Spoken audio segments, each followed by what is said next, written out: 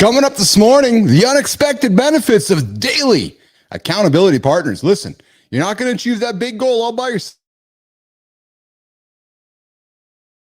Keith and friends.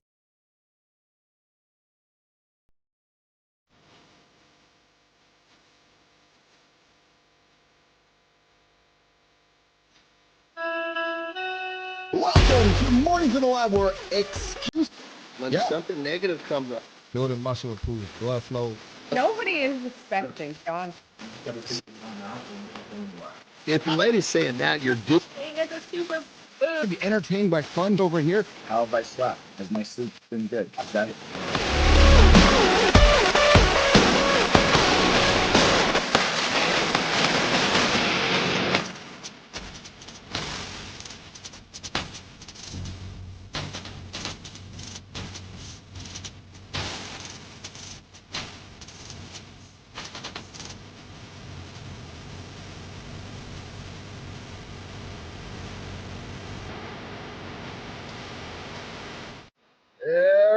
There we go. How's it going, everybody? We're back at it this morning. The morning loop begins. The unexpected benefits of daily accountability partners this morning on Mornings in the Lab with Keith and Friends. I'm your host. I'm Keith Billis. Over there, see Marty Fit.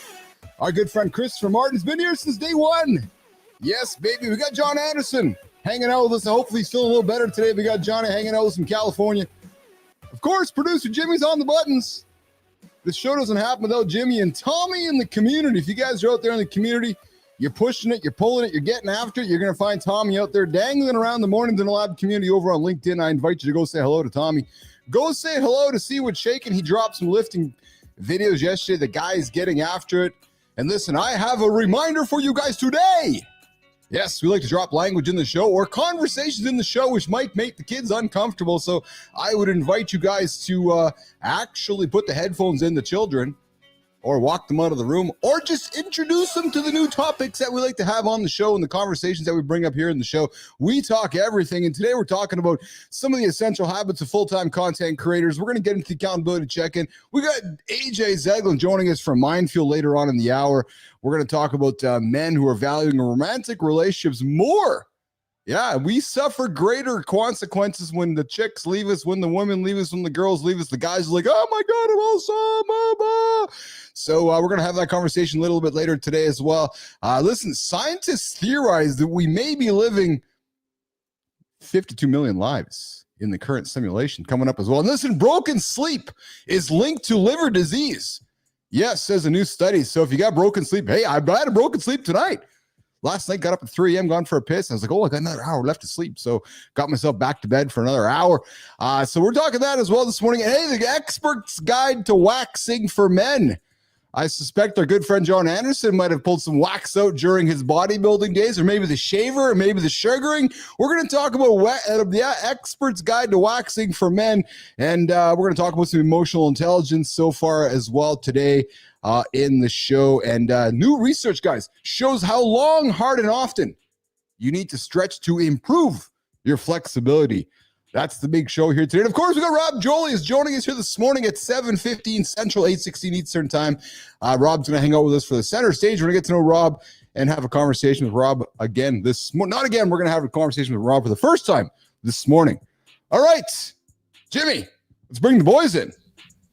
Let's see what's going on with the boys. What's going on, Mr. Martin? Christopher Martin, how are you today? See Marty. I'm good, man. What's going on with you? I'm good, brother. Hey, before we get into the fun of the show, really crappy tragedy in your backyard last night, Marty. Yeah, man. Unfortunately, I actually saw that as I was putting my phone on Do Not Disturb to go to bed, and it kind of like messed me up. I couldn't fall asleep for a while, man. Yeah. I'm fill me in because yesterday I pushed myself a little too hard and ended up falling asleep at like 6 o'clock. So I'm not privy to what's going on here. Yeah, so let's break a little bit of, not breaking news, but we'll just kind of bring everybody up to speed here. Last night, there was a very unfortunate accident, Marty, over the Potomac. A regional jet, Johnny, 64 people crashed with a helicopter and everybody perished. And it was a military helicopter that crashed into a commercial flight, American Airlines coming from Wichita, Kansas. That's it. And I drive over the Potomac all the time. Yeah. You know, it's crazy. It's literally right here. So, Nope. and I fly out of Reagan that's where I fly out of the most. So that's where I flew to you actually out of Reagan. Yeah. Did it happen like during takeoff or something? Or are you talking about at an airport or what? Yeah, so the plane was about to land at DCA Reagan Airport. Okay. It was getting prepared for landing, and the military helicopter. Nobody really knows what was going on about that. And basically, like, you know, it's crazy because military zones, you can't even fly through them. Like you rarely have commercial planes and militaries, you know.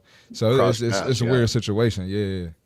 Yeah. So really unfortunate incident this morning. You know, you guys really how high up were they? Was they like close to the ground or were they like way up there? It wasn't way up there. They were preparing for landing, man. I mean, they were coming in. They were coming in. Literally, Potomac is right there by the airport. So just like minutes away from being safe, all of a sudden, pow. Exactly. And it just, you can see the explosion. So I'm pretty sure there's 0 survivors, you know, more than likely. So yeah, there is no survivors, Marty. No, none. That's terrible. It is. It's really, well, you know what it conjures up, boys? It conjures up memories of Captain Sullenberger when landed over on in New York there on the Jersey, right? Remember the years ago there when they landed there, and everybody survived that one. I remember that happened. That, if you guys remember that, Marty, you would have been a little bit younger. Do you remember that, Marty, or not? I don't think I remember that one. Johnny, you remember that when the airplane landed in the Hudson? Actually, I do remember that. And then wasn't there some dude that like swam out and got a whole bunch of people?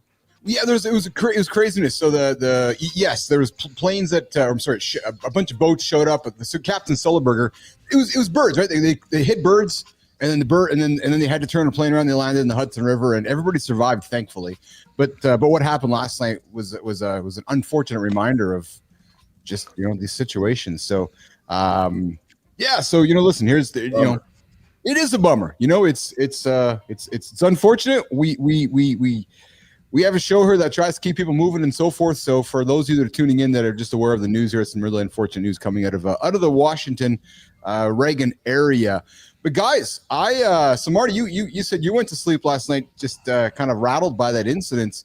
That one hurt my heart, man. I'm not even gonna lie to you, because imagine going up to pick up your family member, you know, from the airport, and that happens, you know. So and to your point, right? Like you're literally on your way to the airport, and you're you know, it's like me and picking up Lauren and Brookie a couple weeks ago, and I'm driving there and I'm seeing them flying in, and all of a sudden, not good.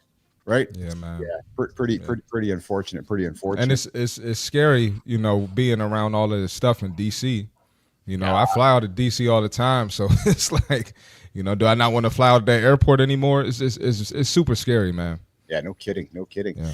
Hey guys, so my sleep was disrupted last night. I don't know. I guess I had some water too late last night, so I had to get up for a piss. But there's a link between poor sleep and liver health. Ears up, boys. What every man needs to know. So is your sleep wrecking your health? We all know bad sleep drains energy and focus, but did you know it could also be damaging your liver? Boys, research shows a direct connection between poor sleep and Johnny, fatty liver disease, a condition affecting 25% of the world's population and expected to rise to 55% by 2040.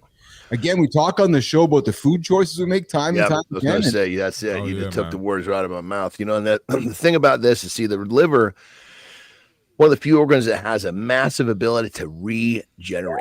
Yes. However, think about this. Your whole body is regenerating while you sleep. So if you rob it of the body's just general regenerating time, that's how we heal. That's how we build muscle. That's how we, you know, that's how our central nervous system recovers, our immune system. So if you rob the body of its general, you know, healing time, you're also taking the most powerful part of the liver's regeneration time away as well. And then you couple the fact that everybody's polluting themselves with all this shitty food, which is creating that fatty liver disease, and sleep is getting more poor, largely probably because of the food as well. It's just a negative vortex, and it's just going to keep getting worse. Yeah. So, go ahead, Marty. I want to add something real quick. If you think about alcohol and what that does to the liver, that alone already messes up your sleep. You have the inability for the REM sleep, REM sleep. Yeah. So you tag that on with shitty food, it's a wrap, brother. Well, you're getting double tagged, eh? Because you're not only killing your liver with the alcohol, but your sleep quality is shitty. So, you're waking up and you're not getting any benefits from it, right? So, more nighttime awakenings, guys, 55% more than healthy individuals. Lying awake longer, 113% longer than falling back asleep. This increased daytime drowsiness making it harder to function. Guys, your liver filters toxins, regulates metabolism. Poor sleep disrupts these functions. So it's just something to think about, boys. Fix your sleep to protect your liver. I believe there's also a study that talks about just on this level, so talking about sleep, brother, that people that have people that have a history, like long periods of they work a swing shift or whatever. Yes. Those people don't live as long. So when your sleep is poor and for extended periods of time, the life expectancy goes down. And that's a study of some poor. I don't have the exact stats, but that's something that's been really, really kicking. I got a friend of mine who works nights and somehow he's a government worker. Yeah. And I believe that they actually put this study in front of them so they could understand, hey, you need to make sure you're getting your sleep.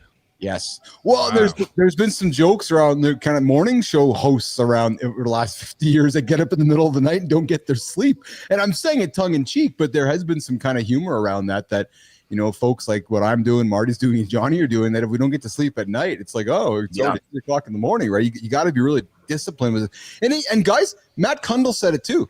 He's like, I really respect that you guys consistently show up every single day for the show. Hard to do, right? So, but guys, fix your sleep, protect your liver later. Rick Clody coming in with some comments. Good morning, Rick. I'm still working on your name, brother. Stick to your sleep schedule. Create a sleep-optimized environment. You've heard Johnny say it many times. Get rid of the phone, put it into another room. When the alarm goes off, get up and go get it in the other room. Watch your diet before bed. Johnny, a little nugget before eating before bed. I know you have a good philosophy on it. What's your philosophy, Johnny? Well, I think it's kind of first off, people think you're not supposed to eat before bed because you're going to get fat. Well, that's because you're put down the Cheetos. That's the first thing. Then the second thing is, if you're eating the right foods and your body needs some nourishment, there's nothing wrong with that. However, before bed, you want to make sure that you're not putting so much in your stomach that you're creating a big task for your body to digest. So I like to make sure that I'm just kind of like right in that spot. I'm not hungry, I'm not full, and the body's just kind of is like relaxing enough to drift into sleep. If I'm hungry, I don't sleep well. Many people are the same way.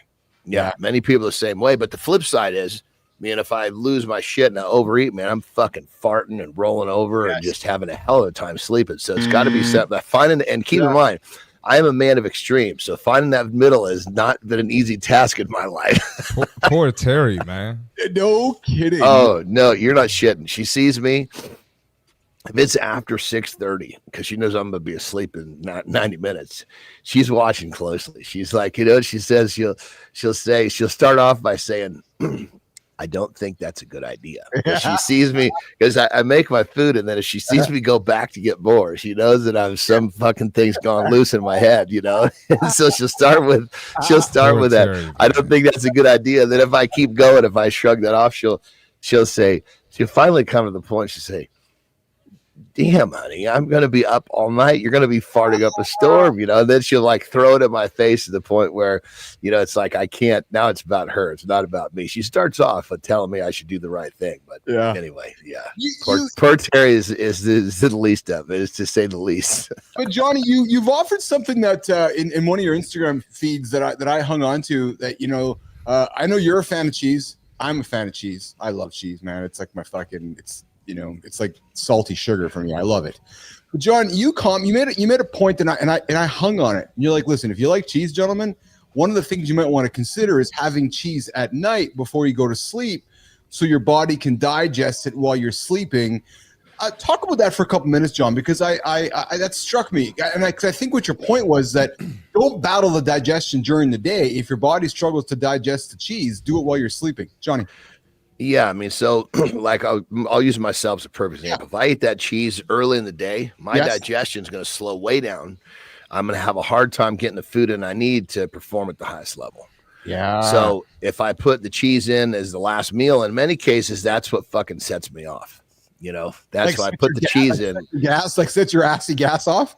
Well, no, like I want to fucking eat too much. Which is kind of the same thing.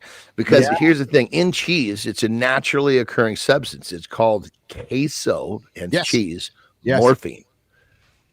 Queso morphine, and the shit is addictive. They've fucking proven it. That's what one of the hustles in when you're hanging out with Ronald, when you're at McDonald's.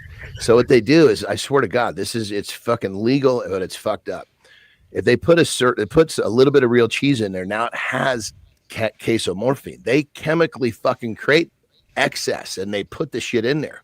So they are making this queso morphine without more cheese. So you are fucking becoming addicted to eating that Big Mac. That's why you want to fucking eat more, because it's just like, fuck, I got to have some more of that. Then the high fructose corn syrup goes down your stomach, and it fucking numbs up the receptors that say, hey, I've had enough. So you're not getting the signals that go to your brain that says you're full, but your brain's saying, give me more of that fucking queso morphine. Hence the fat motherfuckers walking around. Well, and of course, go ahead, Marty. I was going to say, not having a clue how it happened. Excuse me. And people get extra cheese and double stuffed crust, so that's even adding more to it. And we like to joke that the cheese in McDonald's is plastic, anyway, right?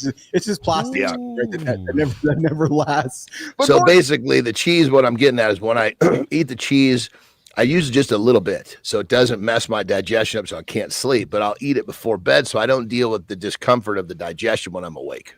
Yeah, there you go. Hey, we got Rob Jolles waiting in the green room for us. We're going to get to the accountability check-in in the morning. You got Keith Billis, John Anderson, C. Marty Fit, producer Jimmy on the buttons, and our awesome community dude, Tommy, in the community interacting with all you guys. We're talking right now about broken sleep being linked to liver disease, says a new study. And we're going to quickly wrap up the segment here. But guys, the bottom line is this: fix your sleep to protect your liver.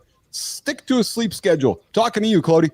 Create a slip-optimized environment. Watch your diet before bed. You want to have cheese, figure out when you're going to have that cheese. And like the boys said, man, you can eat before bed, but just don't eat the Cheetos.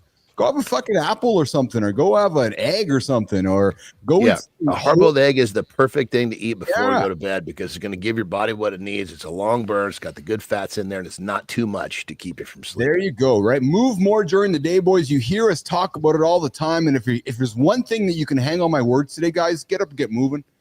Get up and get moving. Scott Benz, you get moving today, brother. I know you like to get your moving in. I see you there in the comments. Final thoughts, boys. Prioritize that sleep. Protect your health.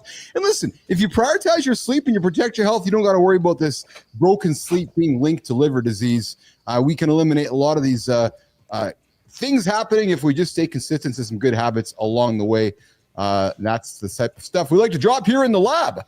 All right, so listen, guys, let's get to the accountability check-in, and then we're going to bring in Rob Jolies. We're going to get to keep the conversation going and have some fun and keep the show rocking and rolling. Jimmy, let's do it. All right. Have a sip of coffee. Here's something for you guys to hang on to this morning. You are one decision away from a better life. Rob Jolies, one decision, just one. Not two, not three, one. So Benzie, as you're starting your day, Rick, as you're starting your day, think about it. You got one decision away from a better life. You ever thought about that? How one moment, one choice can change everything. Listen, maybe it's a decision to finally commit to your health. Maybe it's a decision to get to bed early. Maybe it's the decision to take your business seriously. Maybe it's the decision to stop playing small. Well, listen, it doesn't have to be big. It just has to be real. That's what you got to do, you guys. And once you make it, everything starts moving. You know how I like to subscribe to in the lab, boys. Movement creates momentum. So if you're not sure where to start, I invite you to try this. Maybe you want to identify one thing that you've been avoiding today. Maybe you look around, you look at your calendar, look at your list, and go, I've been avoiding that. I've been avoiding that. Maybe it's a conversation. Maybe it's a task. Maybe it's something that you've just been reluctantly wanting to do, but you can't get after it. Decide what that first small step looks like. And boys, I'm going to invite you to do this. Do it. Do it today before that fear talks you out of it. You know how I like to talk about things, boys. Walk towards the fear. Business Athlete Nation, do that one thing. And I'll tell you what, I'm going to give you an invitation. Come let me know what it was. Come let me know on LinkedIn. Come let me know on X. Come let me know on Instagram. Come let me know on YouTube. We are on every platform. Threads, Blue Sky, Mastodon. We are across the entire internet. Come let me know what's the one thing you've been avoiding today and you went and got after it. And let's celebrate it and talk about it tomorrow on Mornings and Live with Keith and Friends. I see you, Kat. Am I a weird-looking fella? I don't know if I'm a weird-looking fella. I'm the handsome chief. I'm Keith Billis. I'm the host of Mornings and Live with Keith and Friends, the only morning show to help you guys get your ass out of bed and achieve those big, hairy, audacious goals, the BHAG. All right. Jimmy, let's bring in our guest, Mr. Rob Jolies. What's going on, Rob? Hey, good to be here. Bringing the energy for you guys. How you doing? Yeah, you What's are. going on, Rob? Awesome. We are awesome. So we're going to do a little celebration for Rob here, Marty. Rob, where are you joining us from today, brother? I'm actually from Washington, D.C., so that whole plane thing really woke me up as well. I saw the news last night, but many of you guys don't remember, but 1982, we had one go in the river. I was a young New York Life agent at the time. Yeah. It was a snowstorm, and it was the vision is still in my mind. We'll get to happy things in a moment, but there were people alive in the water that they were able to fish out. I think 4 people survived it, and that'll stay with you a while. So this is bringing back some memories for a lot of people who were born and raised in D.C. Yeah. No. Okay. Whereabouts in D.C. are you, Rob? Just for Marty's sake, put some perspective. Well, I'm actually about a mile outside of DC. Okay. But, I'm close to DC. Yeah. You know, Skins/Commanders fan, etc. I'm in Chevy Chase, Maryland. Oh, there you go, Chevy Chase. Oh, I love Chevy Chase, man. He's one of my heroes. He definitely is a little bit of the emphasis behind the humor of old Uncle Keith over here. If anybody knows Chevy Chase and Will Ferrell and some of that old vintage humor, Rob Jolies, I think you might get a sense of where I'm coming from with some of the shit that I like to do. So, yeah, Rob, I'm on the other side of town. I'm in Largo, Maryland. So, I'm right by the Commander Stadium. I'm right there. Yeah. Well, have you seen the plans for the new one? I have. Yeah. I mean, it's a couple $2 billion worth of stadium there. So it's time to pack this one up. We had it long enough. Yeah, let's pack it up. Well, I knew I was in trouble. I was a season ticket holder, and my price went down when that stadium went up. I was moving up to the rafters. Yep. Oh man. So we got Rob joining us here this morning, guys, and Marty. What's up, Rob? How are you, brother? Sorry, I was a little late moving a little slow today, taking a piss. Hey, you already taught me something about that boiled egg. I had no idea. Yeah, I'm gonna remember that one. Thank you. You got it, brother. I'm telling you, Rob, one of the greatest things you can do is we got some merch coming out with John Anderson's face. They're called egg stickers. You put them in your fridge and you have his smiling mug just encouraging you to eat that egg. Well, that will help you take some weight off, I think, because you see that smiling mug and maybe you leave the refrigerator alone. That's it. Marty, why don't you throw our morning question to Mr. Jolies? A couple of Washington boys here. Marty, throw it at Rob and let's see the response the young man gives us. Let's go. Bring it on. All right, Rob. The morning question. Yeah, man. What is your morning routine? My morning routine is usually a cup of hot tea. I actually put it in a mug that looks a lot like a Starbucks mug because, like you all, when I have guests on my show, I want them calming down. So it's funny. I've never been to a Starbucks or to a coffee shop that made me feel worse. So I'm hoping sort of psychologically I'm throwing a message to my people who are listening to me going, for some reason, I talk to that guy, I kind of feel relaxed. So I grab my cup of tea, usually get up here. I'm a professional speaker, so I'm either in town or out of town. And if it's out of town, I'm in that room at least an hour beforehand, setting up and just getting the music going and getting that workshop ready to roll. Right on, brother. How often do you speak? Depends on the year. Pandemic, not so much. Doing a bunch of virtuals. But on a good year, I can go 50, 60 programs, keynotes, workshops, seminars. Got about 3 million miles in the air. Wow. So you're talking like every weekend. Oh, I hope not to do weekends. We pros don't work on the weekends. Well, forgive me, but we're talking about one a week. Forgive me. Yeah. No, it's fine. That's when I'm hot. Sometimes it cools off a little bit. And so we do, I write books, I do other things. Keep it going. A lot of little side hustles. 16 years as a live auctioneer for charities, bonded and licensed. Right on, brother. Don't ask me to chant. Everyone's like, get on the box, monkey, and do your chant. No. Hold on a second. I'm sorry, Rob. This is my show. All right, I'll do it. Yeah, let's go. I was gonna say, let's hear that stuff. You're a little better than that. Let's go. First, I'm gonna tell you a secret. Yeah. We actually warm up. Okay. Yeah. And the way we warm up is we do scales. So the sneaky little thing is when you hear it run together, there's usually a little bit of gibberish like you just did. For me, it's it's bitter. Okay, so when I'm warming up, it's 1 bit of 2 bit of 3 bit of wee bit of 4 bit of 5 bit of 6 bit of 7 bit of 8 bit of wee bit of 9 bit of now 10 bit of wee bit of 11 bit of 12 bit. I'll take the scales up, I'll take them down, and I work. Dude, I always wondered what they were saying. I always wondered what that was. I was like, I can hear that repetitive sound. It almost makes me want to go to sleep. Hear that's a repetitive sound over and over. Well, the funny thing about the chant is everybody wants to see it. But I figure I'm a pretty lethal auctioneer because, the chant is what you see on TV with a guy standing there with 2 hands holding on to a lectern and going, hammer. Okay. The sale comes for how you build up an item. And when you get out in that audience and pull those people to you. In a seminar, people don't talk. All right. In an auction, they're drinking and talking. So you got to really earn the right. You can't whine at them and complain. So there's a lot of other little tricks of the trade just to get people to stick with you, sustain their interest, and get as much money as you can for that charity. The chant, that's just the icing on the sundae. That's cool, man. Hey, Marty, OG Maurice is an auctioneer, Marty. Oh yeah, he just fucking rattles out. What? Yeah. Are you serious? Yeah, he's an auctioneer too. Yeah, it's. I gotta watch this. Well, you know what I love about it? So, Rob, I often, as a young chap, I don't put Barrett Jackson on to go to sleep. I love the sound of an auctioneer. Marty was laughing at me. He was doing the hand over the face, man. There's something about any repetitive sound is going to relax me. Yeah. Well, so I was introduced to ASMR sound effects over the weekend from Brooklyn. And I was just so old guy coming out here. Like, ASMR, Rob? What's the name? ASMR. It's like the sound effects. I don't know. I'm going to date myself, but it's just these videos on. It's familiar. I got Carrie sound effects in this office. But videos. I'm a sound effects man too. They're just like sound of like scratching a board or opening a Tic Tac or something. And so I agree with Johnny. Like the sultry sound of an auctioneer really just kind of. I don't know. They kind of get me going, man. I love it. I think the cool part, for me at least, if you watch me as an auctioneer, I think I was impacted by Let's Make a Deal and Bonnie Hall.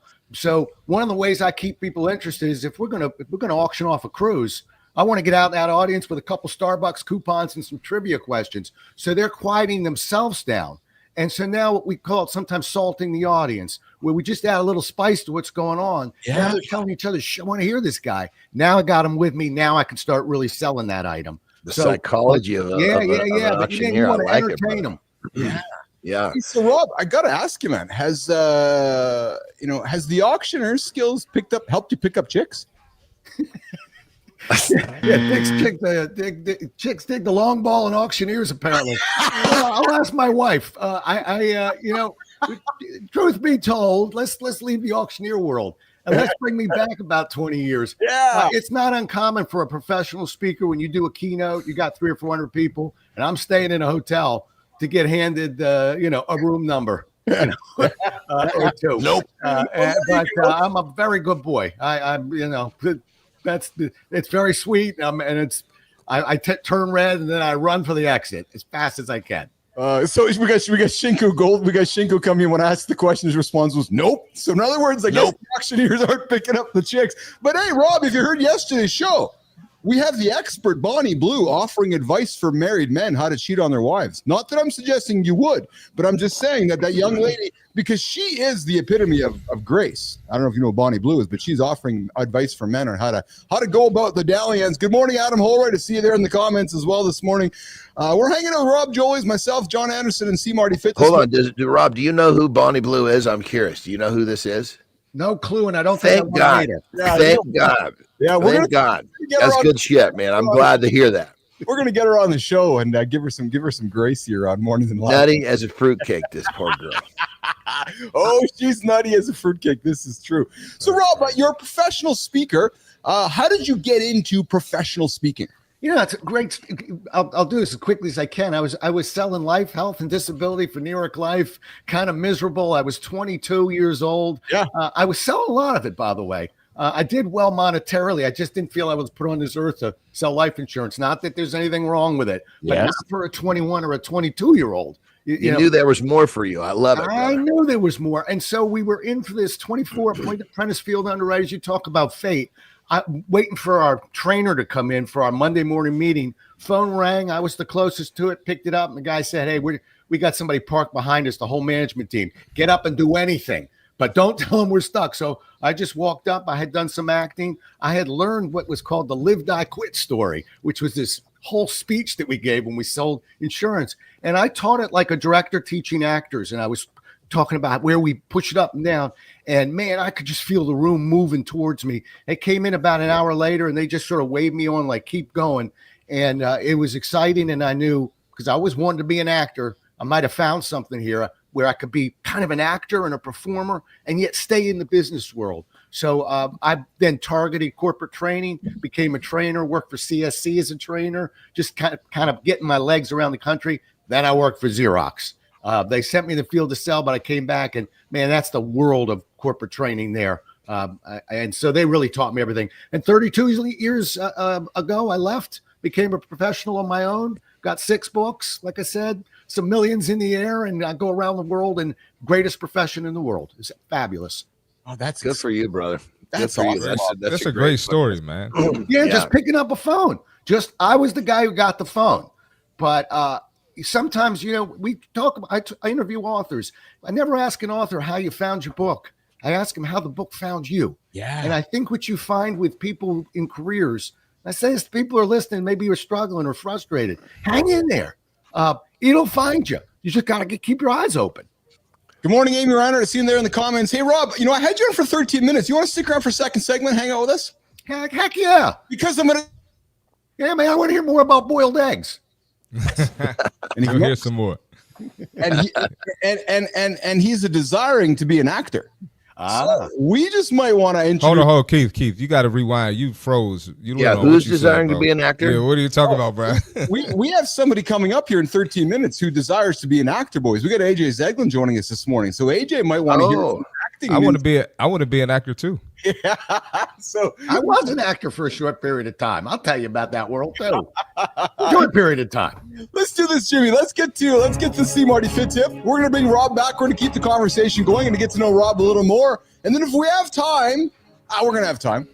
We're gonna talk to Rob and Johnny and Marty about the expert's guide to waxing for men. Yeah, let's do it. Marty, you're up, brother.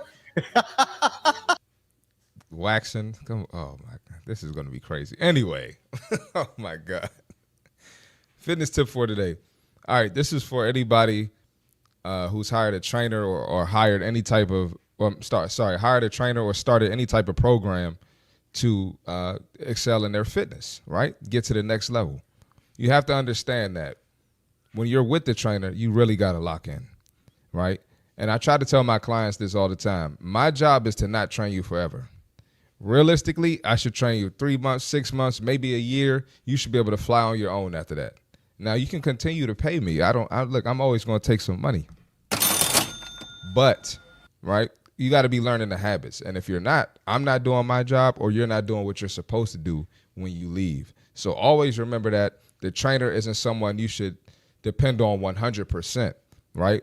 The trainer is supposed to set the foundation, right? And then you go ahead on your own and take what you learn from the trainer. You have to apply this for the rest of your life. I'm not going to be there. Johnny's not going to be there when you wake up.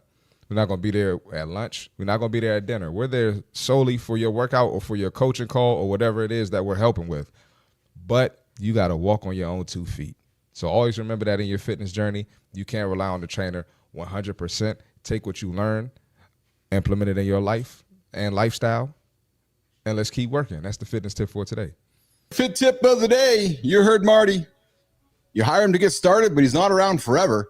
But what Marty does for you is he becomes that accountability partner to help you achieve those goals. And Amy Reiner, I see your comment there. I was about to say, let me expound on Amy's comment right there. Yeah, please do, Marty. Hey, Jimmy, pull the comment up, Jimmy. Come on, Jimmy, hurry up, man. Yeah. We ain't got all day, man. but Amy's comment right there says, meeting with a trainer keeps me accountable. Would never not have mine, but I get the point. It's money. But I guarantee though, Amy, when you're not with the trainer, you take everything the trainer taught you as far as nutrition, as far as your hydration, drinking your water, probably drinking your black coffee, not putting a whole bunch of sugar and caramel and chocolate and whatever in your coffee. I'm sure you use everything your trainer taught you outside of that. So you right on the same. We're on the same path, Amy.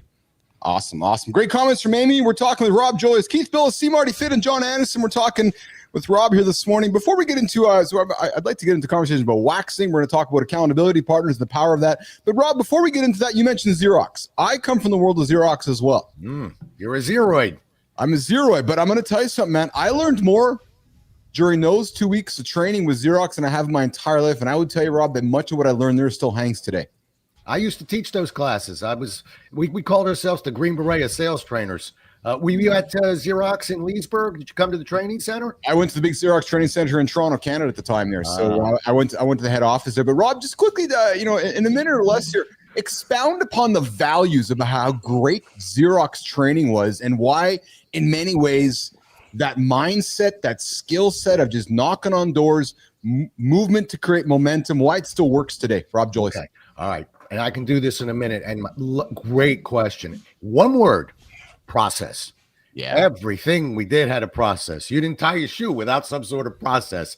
But when you have a process, you have a way of measuring what you're doing. And when you can measure it, you can fix it. So we didn't just talk about creating urgency. We built processes around it. Yeah, we talked about objection handling, things like that, process. And we stylized it. But everything was repeatable and predictable. And one more thing, for people who've gone through corporate training or sales training, whatever the training you went through, big deal. Were you able to implement it? And so Xerox also had a strategy to not only put world-class trainers up there, unbelievable curriculum, real processes, but man, we drilled down on implementation. So you knew one thing when a Xerox guy knocked at your door. Two things, actually. One, whatever you're going to see is more expensive than anybody else's. And two, the person's going to be well-trained. It was a culture. Yeah. Why have we lost that today in 2025, Rob? I think, as a guy who's been in the profession for a long time, I think because we decentralized training. Most companies say, yeah, whatever. Here's a book. Listen to this podcast. So everybody's got their own little process. There's no culture. Yeah. And number two, we had this, people go, how did Xerox, they got into quality, but they held on to it. Every process they held on to. I'll give you one word because I was a manager. It was a condition of employment. We weren't asked, hey, if you feel like it, if you're in a good mood, how about you follow this process? We were monitored and watched, and you can't pull a process off a shelf, go visit a client if you haven't used it, repeatedly. So we all really drilled down, and we knew we were accountable. We couldn't advance without following a process. And it was, I still, to your point, I'll do a seminar. I'll have somebody come up, like an 80-year-old guy with a card, torn up laminated card. I went through PSS, professional sales skills, in 1904, whatever it was, and I still hold my card. But that's impressive to me. Look, we only have so much room in our wallet. You're still holding that job aid. That's how important that sales training was. That just warms my heart. That's classic Xerox story. Yeah. Rob, you mentioned accountability. I want to get to that in a quick second. I have some comments here. I got Shinko coming in. I know a guy that went from ink salesman to making $200,000 a year. Yeah, true story. And then fit presenter, Rob, we got Mike McQuillan looking to connect with you. He said, just connect with you on LinkedIn. I'm all out of personal connections for the month. Just know that I'm from the Business Athlete Lab. That's Mike McQuillan. Good, solid dude. He's been on the show here this number of times. Good. I would encourage you to connect with him as well. Absolutely. We're here to talk about the unexpected benefits, daily accountability partners. Rob, you mentioned accountability with Xerox. Let's lean into this whole idea of accountability partners and the value of that in sales and process in moving forward through life. Rob Jolies. Yep. You got somebody looking over your shoulder. I tell people who want to write a book, for instance, I say, you need a button that says, ask me about my book. Okay. And most people go, well, why would I want to do that? Accountability. Because if you're walking around telling people I'm writing a book, you show people, guess what they're going to do? How's that book coming along? Okay. We don't want to get asked that question and strike out. We'll go 8 more pages today. I got 4,000 more words in this week. Whatever it is. I think the key is it's instinct versus logic. Our instinct is to get real quiet when we're trying to achieve a goal. Logic states we should tell the world, put the pressure on yourself. You'll get it done. But I think that's the problem is we want to hide out when we're making big decisions like that. Do the opposite. Yeah, we got Amy Reiner coming in with I'm adding an ask me about my book button on my LinkedIn. That's a great idea. Yeah, ask me about my book. So you added a button that says ask me about my book. Yeah. I even when people are looking for work, by the way, and I also about 16 years had volunteer help people in career transition. I want them to also wear a button. Ask me about my job search, which is exactly what they don't want to talk about. Well, why wouldn't you? Because how many times have you bumped into somebody who says, yeah, I got a job. How'd you get it? Well, I was in the Safeway line and I was talking to some guy, and they're talking to people in line. They're not hiding on the couch. They're out there. And that's how the story goes. Yeah, a friend of mine's sister's brother but man, 85% of much of the business we find is found through network connections. Why aren't we talking about it? Put a button on something. Put it on your forehead. Get it out there. Hey, John, question for you, brother. In your journey, I haven't asked this, I don't think, ever. And Marty, I'm going to ask you the same one. Mm-hmm. Has there been somebody where you woke up one day, boys, and you're like, whoa, that was an unexpected benefit of that partner, of that human, of that coach? Like, John, has there been somebody in your journey, be it bodybuilding, strength, fitness, any wrestling, any of your careers where you woke up and you're like, wow, that human really helped me along further than I even expected. That unexpected benefit of that accountability partner, Johnny. Well, I would say I got quite a few of those. So rather than go into like the singling them out, what I'll do is I'll kind of explain how I acquired them, if you will. Yes. And I acquired them by learning to say no from all the people that were not adding value to me, my life, my loved ones. And by eliminating all the shit, you end up surrounding yourself with people who are amazing, and amazing people want to help other people.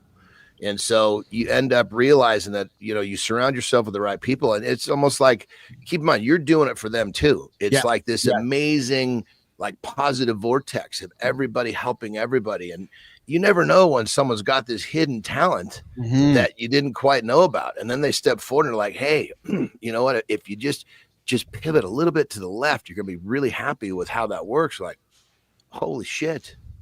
Thank you. And it's so again, the best way for me, what I found was I got really good at saying no. That's what made me. And basically by saying no to the wrong people, it created space for the right people, and bam, I can't tell you, I've probably got 5, 6, 7 people that have done this, that done something amazing for me just because it was like they just had a little tidbit of knowledge that they knew was going to help me, and I had done it for them. It's amazing. Yeah. What about you, Marty? You same thing with you, Marty? What about you? Yeah, I got 2, man. So one is an old coach, right? Yeah. He showed me what I don't want to be like because he was lazy.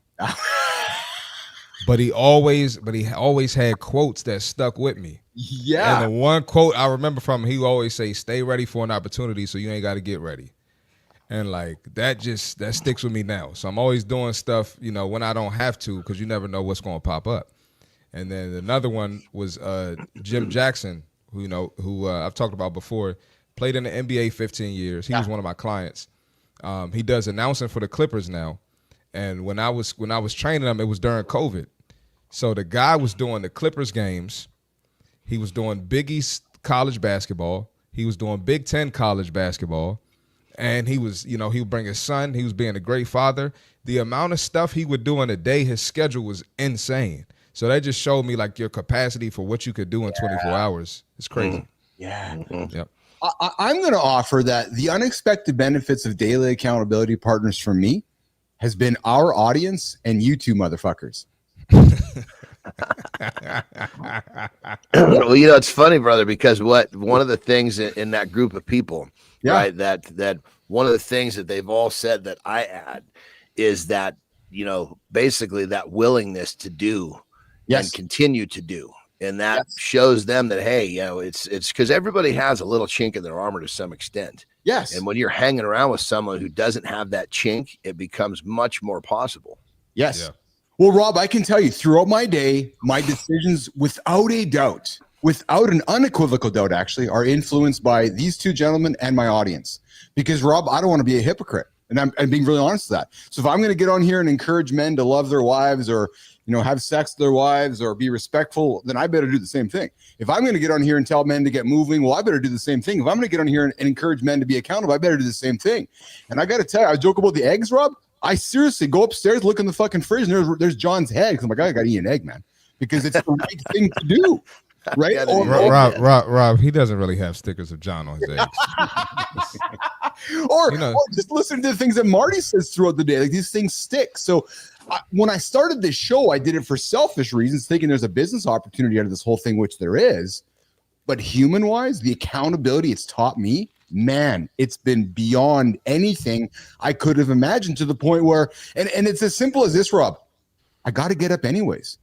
So why not get up, having a conversation with these men and get on with my day? It's actually not rocket science in many ways. Rob Jolies. Yeah, I agree. But you know, the funny thing is, I've been on my own for 32 years. Yeah. I travel. So I call myself a little OCD-ish, and I don't mean any disrespect by using that word. Yeah. Because there are people that really suffer from this. But mine is more of, I was raised by a Marine, and mine is more along the lines of, if I say I'm going to do it, I'm going to do it. And then I get almost anxious if I'm not doing it. And a real quick example, I don't know about you all, but I don't even know where the snooze alarm is on my alarm clock. Yes, I've never thank hit you, it. brother. I don't know how it Thank works. you. Why would I make the first decision of the morning to procrastinate the decision I made right before I went to bed? Obviously, nobody wants to wake up when it goes bing. Yeah. Okay, but that's my point. And because I don't listen to that voice, it's easier to shut the voice down. I'm actually, and allow me my fear here. Yeah. I'm actually afraid if I do give in to certain things, when my voice says, I don't want to do it, I'm too tired, I don't want to, if I give in, how much louder is that voice going to be tomorrow or the day after? The easiest way to do it is just shut it out. And that's the way I live. I'm very kind of OCD-ish. I just do it or I don't do it. Simple. That is very simple. Hey, you're hanging out with Keith Billis, Marty Fit, John Anderson, and our guest Rob Jolies here. We're going to get to the lifestyle tip in a second. Then we got AJ Zeglin joining us from Minefield. We're going to get into why romantic relationships matter more to men than we think. But first of all, boys, let's get real. Shinku, ears up, boy. Shaving is a hassle. Razor burn, ingrown hairs, daily upkeep. That's why more men, Johnny, I'm asking you, man, are turning to waxing. I'm thinking during your journey of getting through bodybuilding and wrestling, you had to make some decisions, pal. It's cleaner, it lasts longer, maybe it's sugaring, and it leaves you smooth, Rob Jolies, without the constant battle against stubble. So what are the most popular waxing spots for men? Well, back and shoulders, eyebrows and nose, chest and arms, and yes, the Brazilian. So how to prepare for your waxing session, let your hair grow, exfoliate, stay cool, hydrate, and what to expect, boys. It's going to sting a little bit. Johnny, have you waxed before, brother? Or how have you exfoliated the body hair during your journey, Johnny, of getting on stage and wearing the skimpies? Well, first off, I say I've been shaving since probably early, like maybe 2021. Yeah. Right. Yeah. And I actually tried waxing. Yes. And what I came to realize, even at an early age, was that this was not an efficient use of my time. Literally, I was like, okay, I can literally, I have a system. I shave my upper body one day, the next day's off. The following day, I shave my lower body. And it's just a simple, it's a cycle. It never stops. Yeah. You know, my whole goddamn life. Yes. Because to go get waxed, you got to get in the fucking car. You got to drive there. You got to go in a fucking waiting room. You got to get your shit waxed. And you got to go home. That is not an efficient use of time. And that right there blew it for me. I was like, okay, I got my back waxed. This took me almost 2 hours. I can have one of my chicks shave this thing with a pair of clippers in 5 minutes tops. Not to mention she'll do it when we're in the shower. So what kind of trade am I making here? You know? Well, that's so I don't. You wanted to answer, brother. I broke it down nice and simple. Is my time finished yet? I guess that's true, right? Do it yourself waxing. Good idea or disaster. According to John Anderson, boys, fuck the waxing, get the shaver out. You get in the shower with the chicks, you can wax your back, and you can have a lot of life expectancy work, and you can get it all done. Tommy, the waxing session is done. John just dropped the nugget.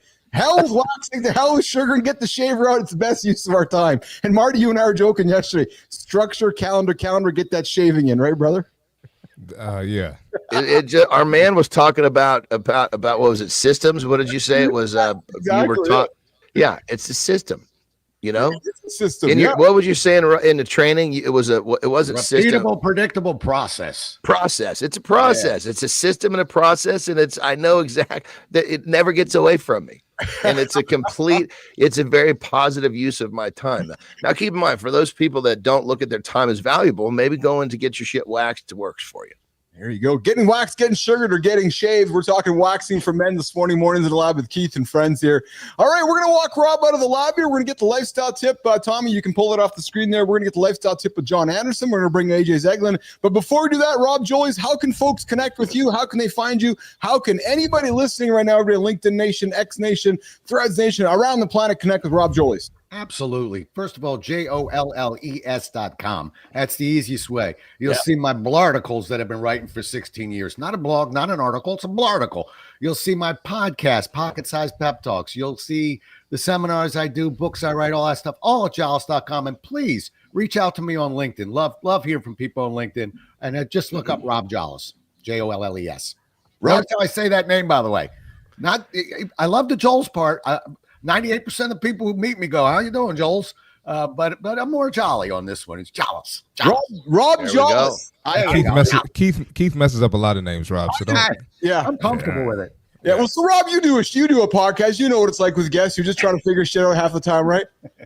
Yeah. Not to mention, look, the knucklehead you're interviewing today has got some name that you could say 18 different ways. So good for you. I'll give you a credit. How's this? Family Feud. You had the number one answer. That's the way most people say it. All right. So you did there we go. Apple. All right, Rob. Listen, brother. Thanks for hanging out with us today. You come back again sometime, okay? Thank you, brother. I enjoyed it. Thanks, fellas. Thank you, Rob.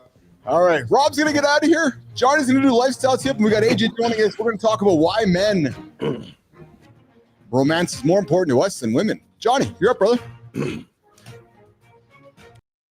I was literally stuffing my face with really, really intense sugary foods, and I couldn't figure out why I couldn't stop.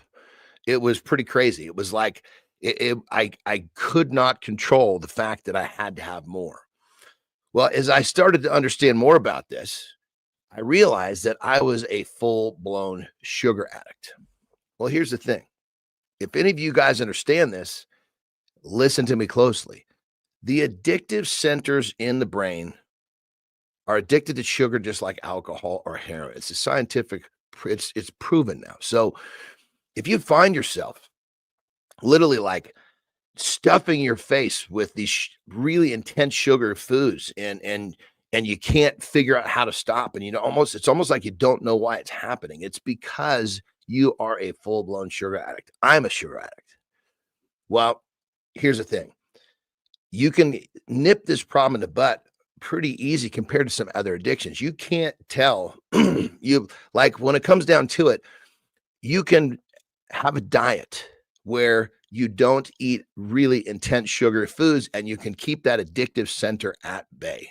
So remember, if you're one of these people that's highly, highly overreacting, like, God damn it, I did it again. How did that happen? That's what I used to tell myself. Remember, it's to a certain extent not your fault. You just don't know you're a sugar addict.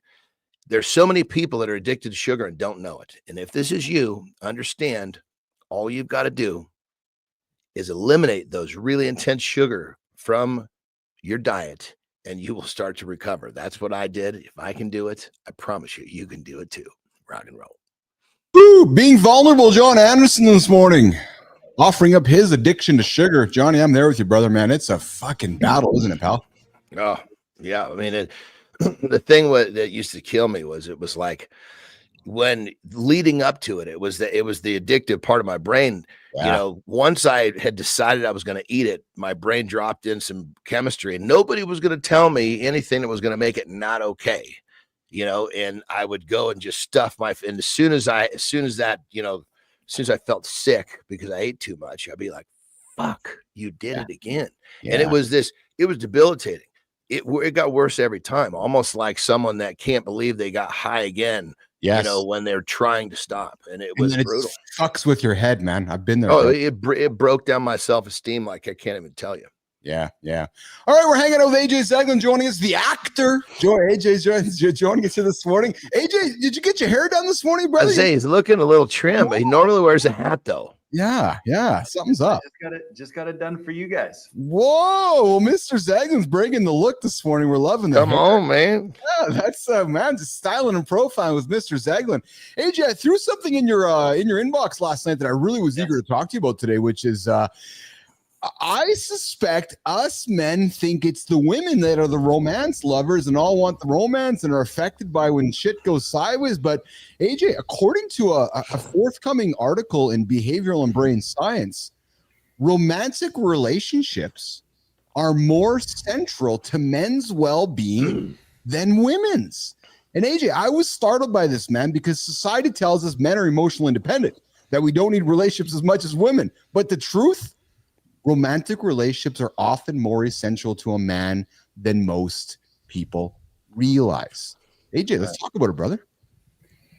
Yeah. So, I mean, very interesting. Definitely catches your attention. Yes. I have not, I would have to obviously look into this and read everything that they did and how they, conducted the study or where they got the information from. Yeah. But, I will say it's probably not a stretch just in the way that, what they do know for sure is that as we age, women do a better job of keeping a closer group of friends than men do.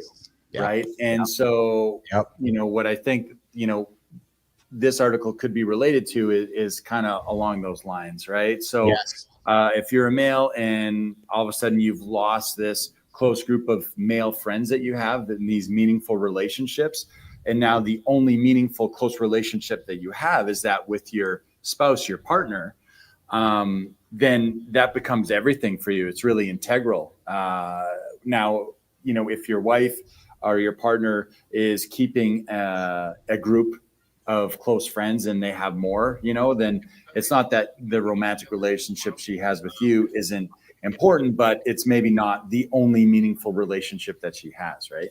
Yeah, and what struck me, AJ, about this was that when I get into a little bit, the benefits. Let's get into the benefits of being in a relationship for men, right? For men, it's better mental health, less stress, anxiety, depression. For men, improved physical health, longer life expectancy, lower blood pressure. For men, higher life satisfaction, emotional connection, making all the difference.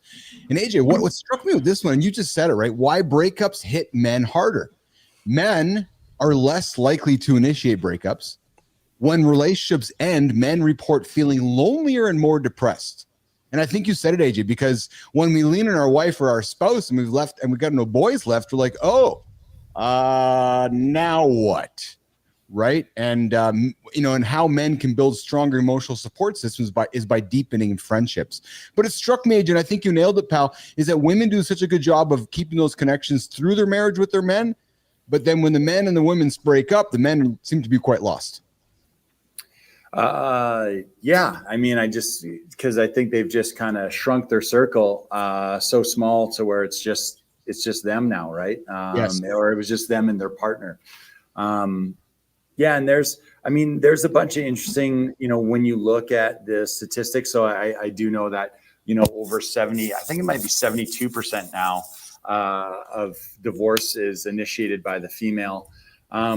And I think when they have looked at that. Is it really? I didn't know that. That's crazy statistic. Yeah. You're almost at about a 50% divorce right now overall, and 72% of the time it's Keith's got up there 70% of divorces. Yeah. And but yeah, I think the last stat I had read was 72%. And then in some countries it was as high as almost 80, I think, were initiated by the female.